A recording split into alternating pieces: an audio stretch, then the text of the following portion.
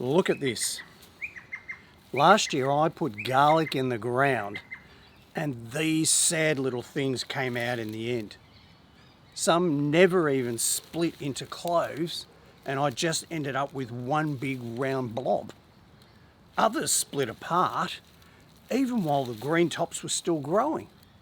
That's nearly a year of growing space gone just to end up with that. Here's the thing though, these crappy results were a wake-up call. I knew I needed to up my game, so I started digging into what you actually need to do to get huge garlic. And what I found completely changed how I'm planting garlic this season. So in this video, I'm going to show you the exact method I'm using now to plant garlic in this small raised bed. I'm using seed garlic instead of supermarket, giving it some fridge chill time, a quick seaweed soak, and planting with proper spacing so every plant has room to bulb up. And right at the end, I'll share the one simple step that research actually backs up and that most people skip. It's the single biggest thing you can do at planting to give yourself a shot at getting bigger garlic. So stick around. Garlic is one of those crops that looks simple but quietly asks a lot from your garden. You're tying up growing space for up to 9 months. And if it goes wrong, that's almost a full season of space wasted. But if you get it right, you end up with loads of your own garlic instead of paying those silly prices for it at the supermarket. And that really fits into the idea of efficient self-sufficiency. Not trying to grow everything, you're just picking a handful of crops and actually doing them properly in the space you've got. My climate is cool temperate with fairly mild winters. Garlic still gets some chill outside, but nothing like the snow on the ground winters you see in the Northern Hemisphere. So I'm using a bit of fridge chilling to help trigger proper clove formation and then planting into this bed. I've still got a few veggies, but I've got right up until the silver beet. That'll give me about 1.2 meters by 2 meters of growing space for my garlic. If you're planting straight into the ground, the principles will be the same. You want loose, free-draining soil, enough cold, enough food, and consistent moisture without waterlogging them. Now, before we get into the details, do me a quick favour. Hit like and subscribe if this kind of experiment-driven backyard stuff is useful. It costs you nothing and it tells YouTube to get this content in front of more home gardeners who need it. Alright, so here's what we're covering. First, the garlic itself and why I've moved away from supermarket bulbs as my main planting stock. Then bed prep, a couple of quick soil checks, setting up a grid layout and planting at a consistent depth. Then we'll water in and mulch. And don't forget the bonus tip at the end. It's the one thing at planting time you can do that actually increases the bulb size, and that is also backed by research. Let's start with the garlic itself. Last time I grabbed bulbs from the supermarket, sat them on a damp surface until they sprouted, and I planted whatever developed roots. It worked in the basic sense. I got plants, but the results were all over the place. Some bulbs just never split. I'd pull them up and it was just one big solid clove. Others blew apart with the wrapper splitting and all the cloves fanning out even though the tops were still green. So here's the thing.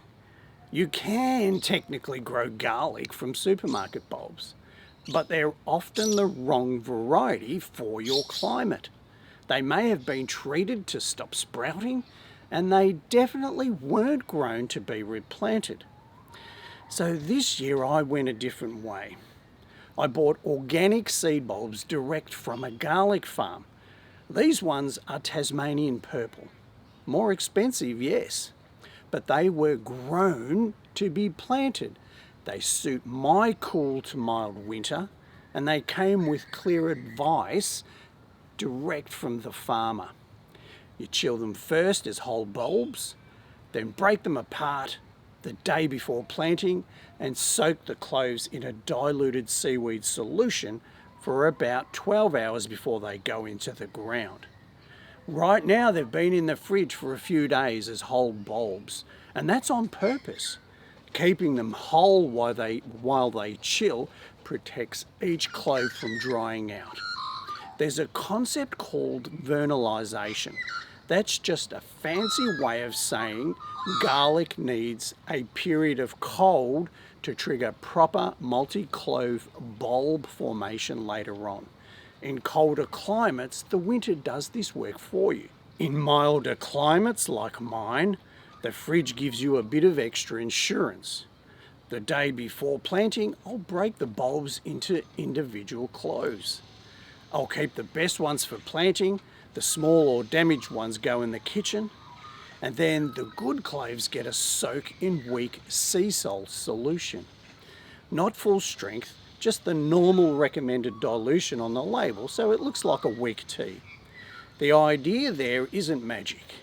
It's just giving the cloves a gentle tonic before they hit the ground and start pushing out roots. Righto, let's get into talking about the garden bed. The first thing I did was harvest the remaining veggies that were still in here to clear up some space. Then I pulled back the existing mulch and set it aside. I'm going to reuse that a bit later. Normally I prefer a no-dig approach where I can, but for this garlic I made an exception.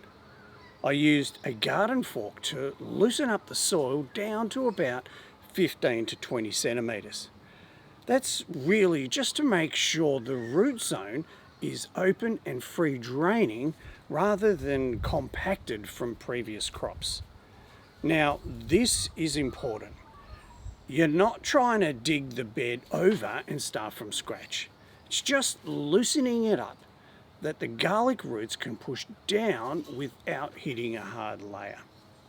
The microbes and soil life will recover once the bed resettles. Next up was the compost. I harvested a batch from my compost bin. This is roughly a year old, which is exactly what you want. Properly broken down, dark, crumbly, and full of the good stuff. You can see there is some biochar in there as well. I added biochar when making my compost last year, and it's one of those longer term soil investments you can do. I'll do a proper video on it soon, but it's well worth it. I spread the compost across the whole bed, aiming for about a 5 centimetre even layer. Then I used the fork again to mix it into that top 15 centimetre layer of soil.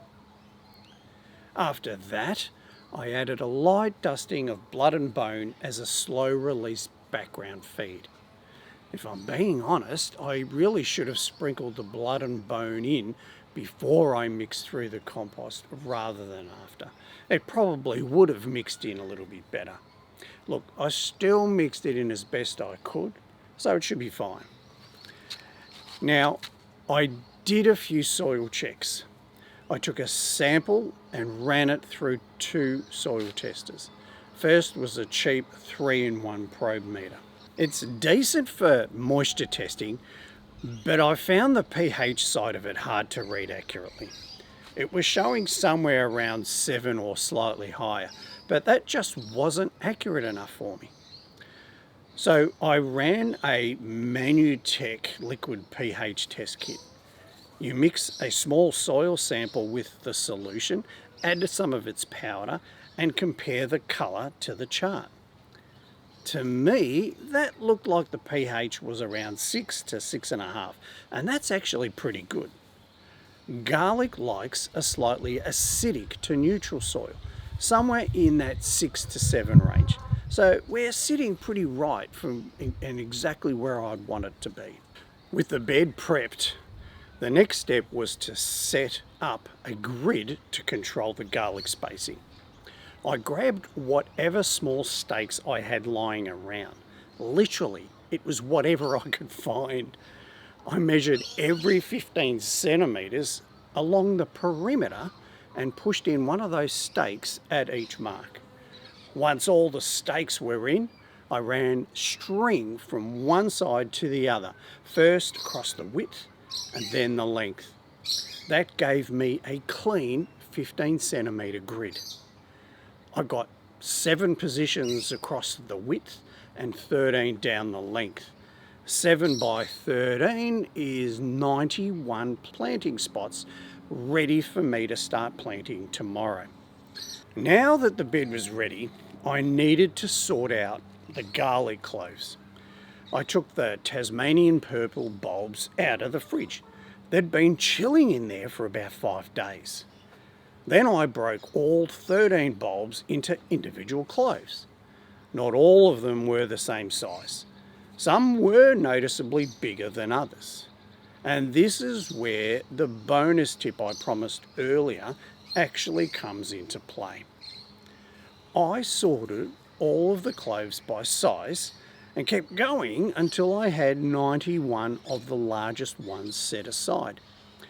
Now, not every clove was enormous, but all 91 were still a good solid size. In about 9 months' time, when I harvest, I'm going to put aside the biggest bulbs I get to use as seed for the next year. The plan is to keep saving and replanting the biggest cloves season after season until I've built up a stock of consistently large planting seed. To get these cloves ready, I mixed up a batch of sea salt at the normal recommended concentration. I poured it all over the cloves in a container until they were covered. Then I put the whole lot back into the fridge overnight. The next morning I drained off the sea salt and they were ready to go. To create the planting holes, I'm using this old irrigation spike as a dibber. I put a strip of blue tape around it, roughly double the height of an average clove. The idea is that it'll help guide how deep I make all of the holes. So I want to end up with about 3 to 5 centimetres of soil above the top of each clove. So I used the dibber to make a hole at each intersection of the string line. I dropped a clove into each hole, flat side down and the pointy tip up. I also used my index finger to double check the depth as I went, just as a quick backup to make sure we're about 3 to 5 centimetres deep. And here's a little trick I used, or really a sanity check. I didn't bury the cloves as I went. I made a few holes at a time, dropped the cloves in and kept going until I put them all in. I only buried them at the end once I knew every spot was planted. That way I could keep track of exactly where I was up to and I wasn't accidentally skipping or missing any spots. Once all 91 cloves were in, I gently pushed the soil back over each one and then pulled out all of those stakes and wound up the string line. Now, with the cloves buried and the grid gone, the last thing to do was to get that mulch back on. I relayed the mulch I'd set aside at the start and topped it up with a little bit extra to get a good even coverage across the whole bed. Then I gave everything a decent soak. The bed was already reasonably wet from the overnight rain, so it didn't need a huge amount of water. Just enough to wet the mulch through and settle everything in. And that was it. The garlic is in the ground, put to bed for 9 months. It's mid-March right now, so with a bit of luck, I should have a decent garlic harvest before Christmas. From here, The care routine is pretty straightforward. Every few days at first, then weekly, I'll lift the mulch in a couple of spots and check the moisture a few centimetres down. I might even use that cheap soil probe to do it. If it's drying out, I'll water. If it's still moist, I'll leave it alone. Garlic really doesn't like sitting in waterlogged soil, so moist but not boggy is what we're aiming for. Any weeds that push through will get pulled out while they're still small. At 15 centimetre spacings, I don't want anything else in there competing with my garlic. And because we've already built slow release nutrition into the bed with the compost and the blood and bone, I'm not going to hit it with any fertiliser straight away.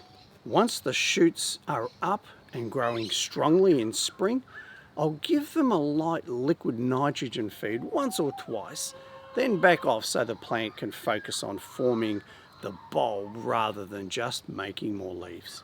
Right, here's the tip I promised at the start. And it's about the single biggest thing you can do when planting to improve the bulb size you get at harvest. And you already saw me do it when I was prepping the garlic cloves. Sort all your cloves based on their size and only plant the biggest ones. Eat the small ones. This sounds too simple, but there's actual research behind it. A study published in the Scientific World Journal found that clove size directly influenced every growth and yield measurement in the trial. Larger cloves emerged faster, matured earlier, grew taller plants, and produced noticeably bigger bulbs at harvest. Experienced farmers say the same thing. Plant big cloves, harvest big bulbs. They reckon you can tell which cloves were the biggest at planting just by looking at the size of the harvested bulbs. And this is one of those things I wish I knew years ago, because I just thought any garlic clove would grow big bulbs. And even now, not all of the cloves I planted were supersized. I wish they were. Their sizes did vary. Maybe I should have bought more garlic seeds, but they were still a respectable size. So I just took the largest ones out of what I had and planted those. And going forward, I'm going to save and replant the biggest ones each season until I have enough consistently large garlic seed. So it's less of a one-time trick and more of a long game. But even in the first season, starting with the best cloves you have is absolutely worth doing. In a small raised bed where every position counts, why waste a spot on a clove that's already telling you it'll produce something tiny? Plant big, harvest big. So we've covered the whole planting process from go to woe. Seed garlic from a farm, about 5 days of fridge chilling, and a sea salt soak overnight. We've properly prepped and pH checked the bed, planted 91 cloves at a consistent depth on a 15 centimetre grid. We've added mulch and we've watered it in. Compared to last year where I gambled with supermarket bulbs and crossed my fingers, this feels like a completely different approach. The big shift is that I'm not just hoping for good garlic anymore. I've set it up properly at every step. So if the results are good, I know exactly what to repeat next year. And if something goes wrong, I've got enough information to actually work out why. And lesson 1, using seed garlic and selecting the right variety for my climate should make a real difference for us. And lesson 2, bed prep, pH and spacing aren't complicated. But if this is what the pros do, then we should be looking good at harvest time. And lesson 3 was sorting out the cloves by size before you plant. That's actually backed by research and is probably the most underrated step of the whole process. I'll actually do another video when we harvest this bed and we'll find out together whether all of this actually delivered the big bulbs we set out to grow. In the meantime, tell me, have you planted your garlic yet? Have you got any tips that have worked really well for you that you'd like to share? Or have you had a similar disaster trying to grow supermarket garlic like I did? Drop a comment below and tell me what happened. And to make sure you get notified when we release the harvest video, don't forget to subscribe. And keep an eye out for my videos on making compost and biochar. But for now, I'll see you in the next one.